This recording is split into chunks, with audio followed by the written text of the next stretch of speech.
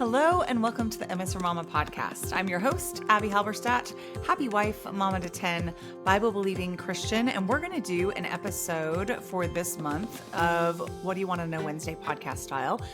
Honestly, the last couple of months have been a blur between my surgery and the follow-up DVT situation and launching a brand new book, You Bet Your Stretch Marks, doing the book launch party, which was last week. By the time this airs, I guess it'll be a week and a half ago. And then just birthdays. Mine was 2 days ago. And then 4 of my kids' birthdays were 11 days ago or so, 2 weeks ago, I think. Oh yeah, 2 weeks from today by the time this airs. And so I just feel like, did we even do a What Do You Want to Know Wednesday in September? I'm not sure we did, but that's okay. We're gonna dive in now. You guys always submit such good questions, and I try to pick a range so that some are, weightier, more deep and theological ones, and some are just kind of either lighthearted or kind of just answering your practical needs as much as I'm able. So this one was submitted via email from Rebecca. I don't usually say the names of the people that submit them because a lot of times it's just usernames on the internet. But this is from an email, and her name is Rebecca. And she said, hello. First of all, I wanted to say I appreciate your podcast and all the work that you do. Thank you. And then secondly, I was wondering if you might be able to do a podcast on expectations for toddlers, 2 to 3 year olds, behavior, preschool type activities, Bible learning, etc. And I told her that while I didn't think I would do an entire podcast on it, that I would happily include it in our What Do You Want to Know Wednesday questions for this week. I actually get asked about this age range and expectations a lot. It's why I have 2 toddler episodes. And if you have not listened to those yet, I believe they are numbers 8 and 9. I'll have Ezra correct that in the show notes if I have them off, but I'm almost positive because I'm always telling people about those podcasts that's the correct number. And I do have a lot about communicating well and your expectations for small children in those 2 podcasts. So that might be helpful. But specifically, she has expectations for their behavior, preschool type activities, and Bible learning. Okay. So expectations for toddler behavior. There are some developmental things that we need to keep in mind that are going to be true for most toddlers. So for example, and I talk about this some in the other episodes, but rapid fire instructions for most toddlers are not going to be super helpful. And by the way, I'm recording this in the afternoon with little boys playing downstairs. And so as always, there might be a happy little voice or sometimes a sad little voice coming through. So I'm listening to them through the open door in my room. So if you hear giggling or playing downstairs, there you go. That's just part of life because this is how I'm getting this podcast in. Let's see. So some kids are going to be able to assimilate linear instructions and executive function commands, like do this and do this and do this in quick succession better than others. But the general rule would be that you want to make sure that you have your child's attention and that you are giving them one task at a time, because when our brains develop, one of the things that they begin to get better at as we get older and have more practice and just the prefrontal cortex becomes more developed is the ability to order things and to multitask and to, just take on more information at once without feeling overwhelmed. Now, I am a 43-year-old mom of 10 children, and I am pretty good at multitasking from years and years of practice and just necessity, but I still feel overstimulated and overwhelmed if I've got too many people asking me for things at the same time. So imagine how a 2 or 3-year-old feels. So that's one of my big things. Another thing would be that just like we as adults are affected by hormones, sleep or lack thereof, food or lack thereof, hydration or lack thereof, just the weather. We need to be careful to recognize that our small children are human beings made in the image of God who have very real needs and preferences. While we can't necessarily cater to every preference, because small children are notorious for changing their preference on a whim or depending on if they notice something and it catches their attention, suddenly that's their favorite thing or the thing they don't want. So we can't just, blow with the wind of toddler preferences, but having at least an idea of something that is going to set your toddler off, or the fact that they haven't slept well the night before, or that they've been sick recently, helps our expectations to be reasonable.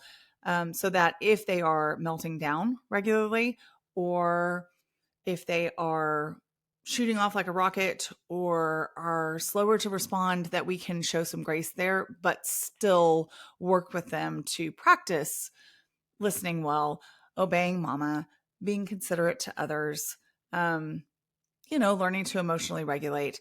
There was this post that I ran across on social media that essentially said that if your toddler has a meltdown or throws a tantrum, that you as a parent are doing something wrong. And I have been through the toddler phase 10 times. And there have been many times when my parenting has not been perfect. In fact, I can't think of a single time where it was perfect.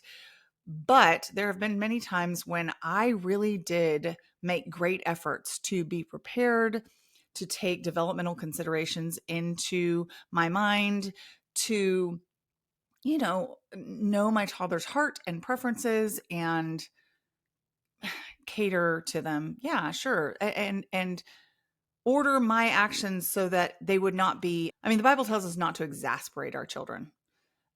So not do something that I knew would set a child off that had a struggle with a particular thing. And yet they still had a very strong response, or they started screaming for what seemed to be no good reason. And so I want to make sure that you know that if you have a child that reacts very strongly to things, that is both developmentally normal, but also not something that you should just write off and go, well, every kid in this stage has these tantrums. Not every kid does. And I can say that from a test group of 10 kids, that some of my kids have, about 2 or 3, have had really chill 2 to 3-year-old stages and were not prone to tantrums. And some had more sensory issues or more anger issues. And you could go down a list of, like, maybe it was what they ate. Maybe it was that they were mouth breathers and they weren't getting good sleep at night. Maybe it was, you could what if your way through about 1,000,000 different scenarios. But I can just tell you that you may not always know the reason why one of your toddlers reacts a certain way and the other seems to take things in stride better. Maybe it's just temperament, but being prepared that a toddler is likely to have a strong reaction to something at some point in his life, and not freaking out and saying, like, oh no, I'm either failing as a parent, like that post kind of implied, or my toddler is broken, which is not the case either. We just need to be consistent. That's why we're called to train up a child in the way they should go, because they need us to be the ones showing them the way they should go. There's not some sort of perfect internal compass that a toddler has to follow. In fact, we're all struggling with sin nature from birth because we inherited that through Adam and the fall. So we have to be patient and forbearing without dismissing sin or dismissing habits that are going to develop into sin. So maybe that's a roundabout way of saying what to expect. But I know a lot of people are wanting me to say what you can expect in terms of like speech fluency and things like that. But I am telling you, I have had a range. All of my children speak in a way that I can understand, and they develop vocabulary at a gradual rate. But I've had one that was speaking in full descriptive sentences by 20 months. And I've had others that had much simpler vocabulary and were harder to understand for, several years longer, but they could still communicate what they needed. So I do think there are times when it's appropriate to start asking questions like, okay, my child is completely nonverbal and they're 3 years old. They're 2.5 years old. I maybe should start asking questions or getting them checked out if you have not already. And someone else is going to say, no, that should be 18 months. So it kind of requires what I'm always talking about, which is paying attention, being intentional, discernment, prayer, asking questions without freaking out. The next question was about preschool type activities. I am not a good preschool type activity mom, if I am completely honest. And what I mean by that is this. I read to my toddlers. I have them join me in life, stirring eggs, using a, safe knife to cut off the tops of strawberries, um, any kind of activities which are toddler appropriate, which would include helping dry dishes if they're not breakable, unloading dishwashers with non-breakable things, helping wipe down surfaces, or helping me to, um, pick up things and throw diapers away, and there's lots of activities that you can give kids that are age appropriate. But as far as specific preschool activities where I'm keeping them busy, particularly lining them up with craft after craft, has not been something that I have majored on. We love magnetiles. We love brain flakes. We love puzzles with the really large pieces, although you're very likely going to have to be there and help them lay those out. That's depending on the child and how coordinated they are and how much interest they have and attention span they have. You probably are going to have to be right in there with them. And kinetic sand, if you put it in like big baking trays or big Tupperware bucket type, or like, oh, what am I trying to say? Like a 9x13 type, take it somewhere casserole dish, but it's a plastic bucket, or you could do a metal bucket type thing. My kids like kinetic sand. Yes, it can make a mess for sure. And then we do lots of playing outside and jumping on the trampoline and running through the sprinkler and free play where they are playing with Legos or they are playing with dolls or figurines or stuffed animals, and they're just, playing near me, and I'm not leading an activity, but I'm, getting dinner ready or doing laundry. That's another big one is my little kids have always really enjoyed. We have laundry in drawers that are hampers. So we pull out the drawer, and they have always loved helping me take the laundry from the drawer and putting it into the washing machine. That's a really age appropriate activity that they, for some reason, think is so fun. I think partially because they're interacting with a big machine and I'll let them press the buttons and show them which button to press. And then the water starts going and it's like, wow, that's really impressive, mom, So that would be another age appropriate responsibility, if not activity. But I just have them do life with me. I am not concerned with keeping them constantly entertained. And I think teaching small children to play independently or giving them lots of opportunity to where they are not dependent upon you to come up with their next activity is actually really great for their development. I don't just think that. There's lots of research that shows that that's true. And then it actually helps you as a mom, because if you have toddlers who depend on you for every activity, there's a lot of happy giggling going on behind me. If you have toddlers that are dependent on you for every activity, it's exhausting for you to constantly be cycling through and trying to find new ones that'll keep their attention for longer than 30 seconds. And it's not realistic in the long term. That is very difficult to maintain. So highly encourage giving your kids lots of opportunity for free play in age appropriate and safe ways. Some of which I've suggested. Bible learning. I love the complete children's illustrated Bible. It's actually a little elevated for a 2 or 3-year-old. Abby Wedgeworth has another really great series. I think the squealing is becoming less happy. You guys may not be able to hear it at all, but I'm definitely listening to it outside my door. Abby Wedgeworth has a wonderful series teaching kids a gospel-centered biblical way of addressing, like, what do we do with our hands? What do we do with our mouths? Which address a lot of questions that moms of small children have. Like, how do I teach my children appropriate ways to interact with other humans of the small or large variety? Another great resource for teaching the gospel to your small children that is not just straight scripture is the Tiny Theologians series. And Cross-Formed Kids, which is an account on Instagram, is another one that has really great theologically sound, biblically grounded teaching for small children. Okay, so enough about toddlers for now. I want to address this question from Instagram. They want to know about a response to people concerned with overpopulation. So this is an interesting one because people always cite it as a reason to not have a lot of kids, but overpopulation in the Western world is not a thing. In fact, we are well below replacement rates for the current people that we have in Europe and in America as well. So I would have to look up current statistics to make sure that I'm accurate. But the ones that I've seen recently in the last 2 years were something like 1.6, 1.56, something like that for Europe. And I believe that the replacement rate is something like 2.1, 2.2. And then the US was somewhere, I think in 2023, the US was somewhere in the 1.6 or 1.65 range as well, which just means that the parents are not being replaced by the children. And if someone is already convinced that there are too many people in the world and that the goal is to have fewer people, which I don't think is a biblical goal, there is not anywhere in God's word that says that we need fewer image bearers of God and more untouched nature. In fact, we have Genesis 1:28, which is often called the creation mandate, which is God's instructions to humans to be fruitful and multiply, fill the earth, subdue it, and have dominion over it, all of creation. So most of the cries of, oh no, overpopulation usually come from secularists who are thinking that we would be better off with nature being untouched by humanity and fewer humans in the world so that resources are untouched, essentially. Now, if you're thinking, well, okay, if maybe we are overpopulated now, so maybe it's a good thing that we're not replacing ourselves. One, biblically, no.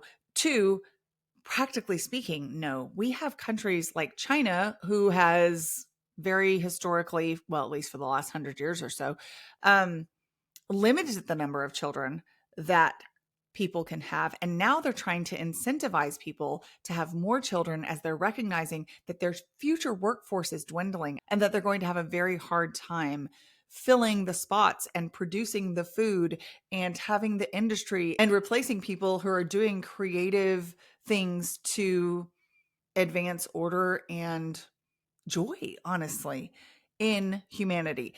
So there are a lot of things that God gives us the ability to learn and to do that have made our lives more filled with sometimes just convenience, but also sometimes life-saving mechanisms, whether it's science or medicine.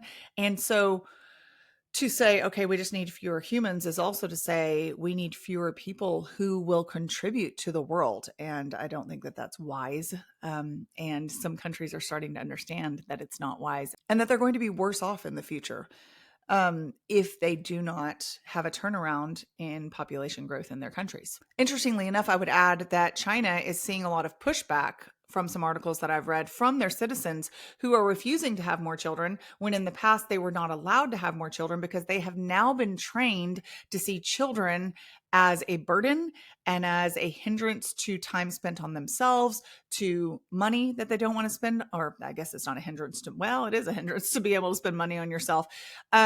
Essentially, they have been trained into seeing children as drains on their resources rather than benefits to them in society. And the government cannot seem to get their citizens out of that mindset. I, for one, am not surprised. Okay, here's another great question. Completely different direction of thought, but we'll go with this. How, they asked, do you balance doing things with older kids without it being too much for littles? I have talked about this in the past when I've talked about balancing having older kids and younger kids and what it looks like to keep that dynamic more or less in equilibrium, because it's never going to be perfect, of course. And I've talked about how much I love having a range of ages from no longer toddlers, but very small children, not even basically preschool age, but not even kindergarten age, all the way up to legal adults. In the past, when I had all younger children, we just did everything together. And the main kind of delineation between younger and older kids was bedtime. So we would all go to the park together. My 11-year-old and down would go to the park together. At that point, we probably had 7 kids. And then even when I had teenagers, if they couldn't drive, we would just do things together. And the little ones would be along for the ride and we would all help out and just make it work. Now, as my kids get older and they're responsible enough to stay home, it's not like we all went to the grocery store together like we did when I had only small children, like 7 small children, 8 and under. We all went to the grocery store together. It was just a field trip, a group activity all the time. And I don't think anybody was thinking like, oh, the younger kids are barely keeping up with the older kids, because it was just together. And I can think, for example, of a trip that I took to Dallas with 8 children. I think Shiloh was about 9 months at the time. And Ezra would, I don't know, I'd have to do the math on that, but Ezra was probably maybe 11 or 12. And, well, I can do that math. Let's see. If Shiloh was a year, that would be almost 6 years ago. And Ezra's, yeah, he would have been 13. So he would have been a young teenager. And we had a blast. We went to a splash pad. We went to a fun museum. And the little kids just came along in the strollers, and I brought snacks for them. I was nursing Shiloh. We made sure we had lots of food. They were able to take naps either in a stroller or on a carrier with me. And I don't know. I loved that day. That was a core memory. That was a really fun trip, even though I was by myself with 8 children. We all worked together and we had a good time. I think you're going to hear me say a lot of "we all worked together." Um, as my kids have gotten older and they are able to drive, or they just have more, they have older kids' interests. They want to go shopping with me, or they want to go to an event. Like, we took Simon to a Mavs game last year because he's really into basketball. And so we just arranged it so that the older kids that weren't going knew that they were helping put younger kids to bed that night, which is something that happens periodically and they are totally good with. And then we'll trade off, and another set of kids will go with us, and some other kids will help out. Or if we need to hire a babysitter, or if my mom is there that day, we can make it work. So there's not a set schedule for going and doing things with older kids. It's not like it's your turn, or this is the date that we planned on, unless it's like a birthday or something like that. But we do make sure to be intentional so that we also do activities that younger kids can appreciate, that are during their waking times. And then also, I just find that my older kids, because they stay up later at this point, will gravitate toward sitting with us in the kitchen, eating ice cream and just talking to us, or we're watching funny videos together, or we watch a movie that we wouldn't watch with the little kids. And that works well too. So bedtimes are, like I said, a great way of kind of switching over into older kid mode, or just planning ahead and having a babysitter, or recognizing that if you have prepped your kids to all work together, that very likely you can still do a lot of fun activities for a wide range of ages, and the little kids can, if not tag along, be included in a very meaningful way and still be okay. Now, what's interesting, because people are going to ask me, what in the world do you do about nap times? How are you not trapped at home during nap times? I think the more kids I had, the more I was able to feel okay if my kids missed a nap or two. We still tried to stick to a rhythm of nap times in the morning when my kids were really small, and in the late afternoon, or mid-afternoon, if they still had a second nap. And so that did affect our schedule. But I also found that if I knew that there was going to be a day that we were out and we only got the morning nap, that we could roll with it. We might have a fussy baby for some of the time, but it would be okay. And the more I did it, the less I was concerned that one day of being off our rhythm was going to ruin the whole week, because that's usually not the case. Okay, another question. Someone wants to know about upbeat pop music options for teenage girls. Okay, so not Taylor Swift. I've done actually a whole episode on Taylor Swift, and it was quite honestly less about like being down on Taylor Swift specifically, although she is not a role model that I want for my girls or for anyone, if I'm completely honest. But she did just release an album recently, I think. And I usually don't listen to any of her music. Now, it's impossible to escape, because she is so ubiquitous that you're going to hear her in the grocery store, you're going to hear her on Instagram audios, whatever, everywhere.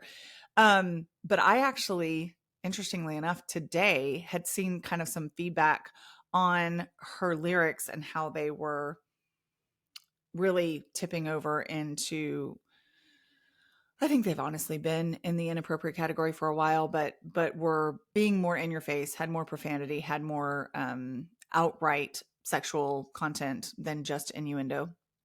Plenty of innuendo too. So I actually listened to several of her songs on the way home today because I thought, okay, what is the mm, what what are we doing here, Christians? And I know this wasn't the actual question. You weren't asking about Taylor Swift, but I'm just saying I listened to her for the first time in a long time, and I came to the same conclusion, which is that it would be very hard for a mom who is wanting her teenage girls to fill their minds with whatever is true, whatever is noble, whatever is right, whatever is pure. If anything is excellent or praiseworthy, think about these things, just like it says in God's word, that would qualify. Now, I will say that I'm going to give you some suggestions because the question was asked, and there may be somebody that combs through the portfolio of one of the artists that I recommend, and they're like, I cannot believe Abby recommended this person.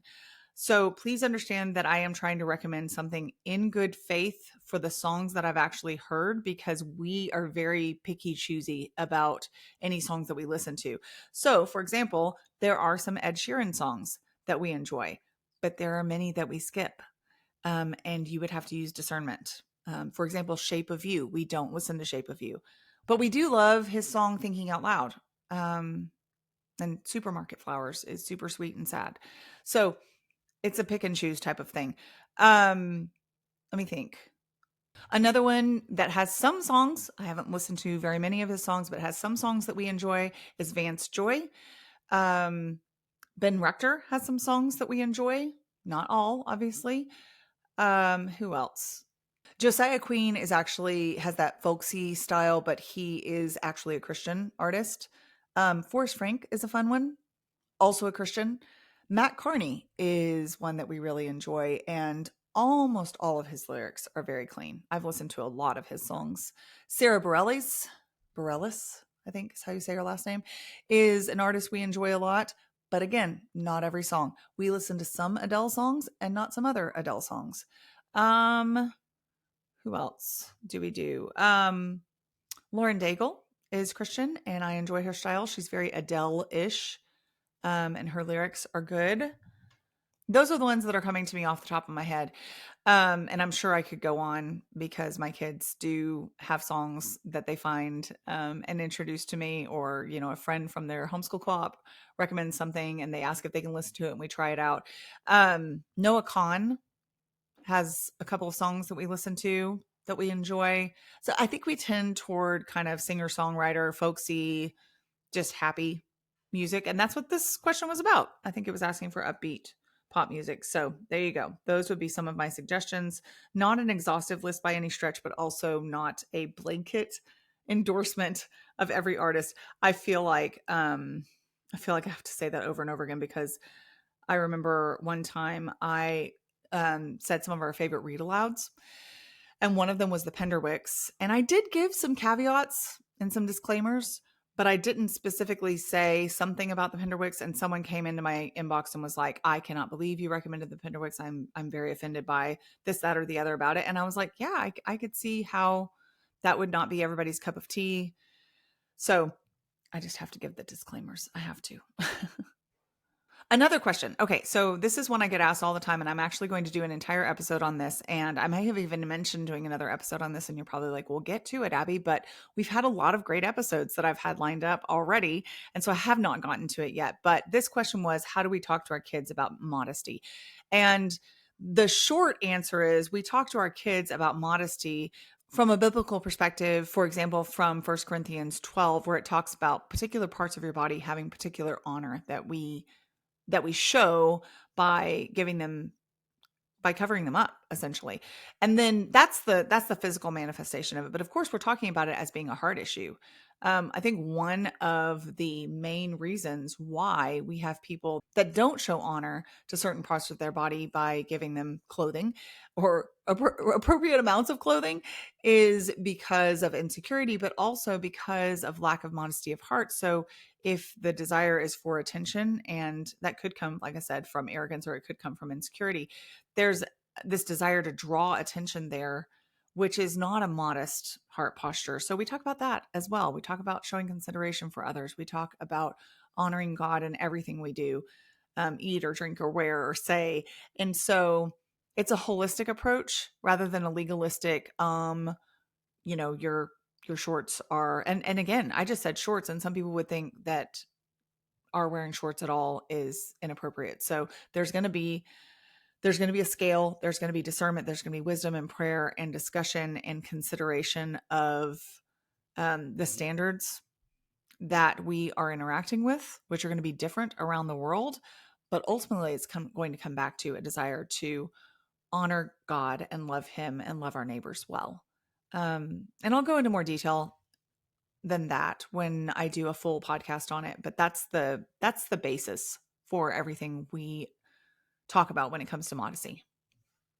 Okay, another question. These are a lot of, I don't know about the modesty one being an older kid question. That could be for younger kids as well. But there were quite a few questions about older kids this time. One of them was, at what age do we allow our children to date?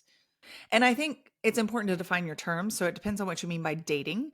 If you mean at what age are we allowing our children to have people that they are interested in of the opposite sex, that they want to pursue spending some time with in a way that we're good with, which usually involves groups, or showing them some sort of special attention, I would say, 15, 16 years old, we're good with that. It's not like we're going to go, oh my goodness, you cannot have a crush on somebody. I mean, as if we could outlaw crushes anyway, or would want to, but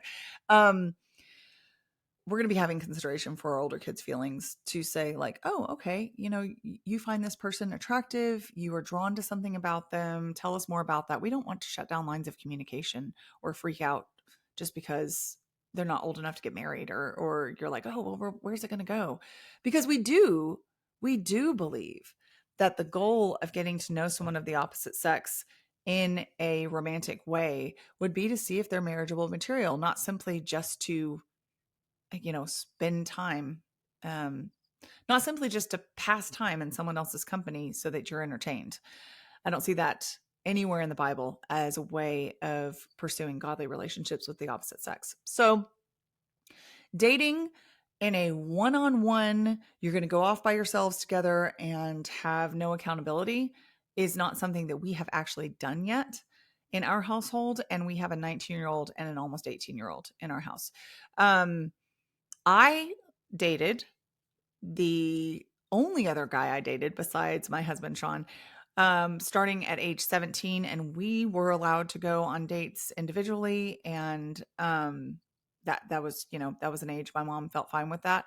I probably would concur, but we just have not had anybody that has gotten to that level of seriousness with someone that they were interested in so that they were pursuing that. We have, however, had several relationships go on for several months where we just had friend groups that were getting together. And yeah, it was acknowledged that everybody knew that these two people were talking, or, texting each other, or had a special interest in each other, and everyone was aware of that and fine with that. But we weren't encouraging them to go off alone and make it exclusive. So at the point where we have children, and our first two are boys, and we really encourage them to take the initiative in a relationship and to be the leaders there. At the point where they are interested enough in someone, especially at the ages that they are, basically 18 and 19, to think this is someone that I want to marry, that I want to spend my life with, or at the very least that I want to find out enough about to know whether I would want to marry and spend my life with them. And I'm thinking about like providing and what that would look like, and children if the Lord provided them. And you're like, whoa, Abby, that's really serious when I just asked you, when would you let them start dating? But that is how we think. We think holistically. We think from a perspective of, does this have the potential to be a lasting relationship? Not because every relationship has to last. Like I said, I was engaged. I was dated and was engaged to a guy before I actually married Sean, and it didn't last, and it wasn't the right person for me to marry. And I'm glad the Lord showed me that, and that he brought me to the right person, which is definitely Sean. But I was still thinking in terms of this being a commitment to this person and not something casual. So that's our perspective, and so far that's as far as we've gotten. Our girls have not. It's not that they haven't had anybody that they've liked, but they are not to that stage yet. Della is not 15 yet. So I did just hear from someone the other day asking about how I dealt with the interest in my children, and especially with their being really young, like 13, 14 years old, and being texted all of the time by people of the opposite sex. And the way that we deal with that is very simple. My children do not have phones on which they can text with the opposite sex until they are driving age, so 16. So that kind of nips that in the bud, which is nice. Okay, this is not how I expected this podcast to end, but we had some technical difficulties with our audio on the recording, and I wanted to get this released to you. So we just took off the last question because we kept going in and out with our audio and the outro, and we are done with What Do You Want to Know Wednesday rather abruptly, much more abruptly than I expected to be. If you ever want to submit a question for WWKW podcast style, you can email me at Abby, ABBIE, at misformama, MAMA.net, or you can always submit them to my stories when I ask you on Instagram. Thank you guys for participating this week, and I will see you again next week. If you enjoyed the M is for Mama podcast, I would be so honored if you would subscribe and follow along, maybe share with friends, or even leave a review. And if you want more content on motherhood and biblical responses to cultural issues, be sure to follow along on Instagram at m.is.for.mama.